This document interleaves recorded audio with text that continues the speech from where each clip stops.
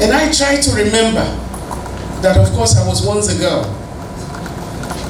The fact that you are here this morning means that you have a lot of advantages that many of your sisters do not have.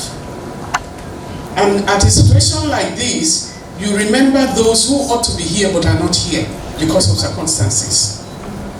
It's a beautiful thing when we are talking of menstrual hygiene.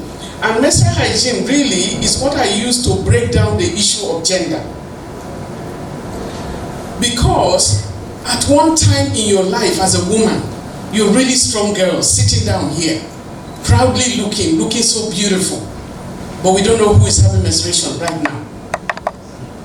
At a time in your life, 5 days in a month for a girl child, menstruation will start.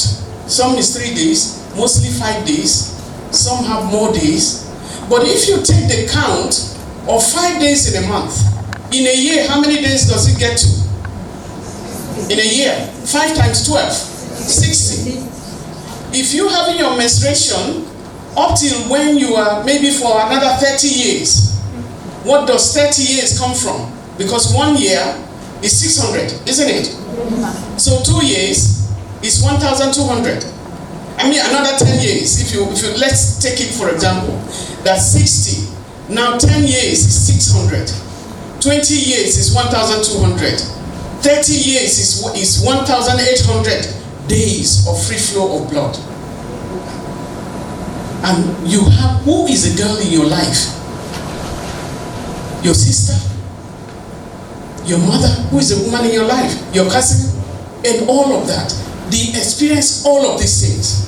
But they also make sure that you don't even see anything. It looks like life is okay. And you are with them. They are also working women. And they go through all of that. Some girls also have it in a different way. They have a lot of pains because we are not all the same. Some will roll on the floor because of that inconvenience that is caused.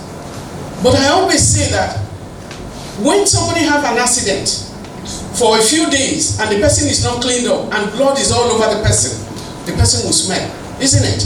Yes, ma'am. And so if it's not attended to, so if a woman is having free flow of blood and has no way to clean, what will happen? And you must remember that it is a stoppage of that blood that life begins. So for every one of us here, mothers experience what they call menstruation.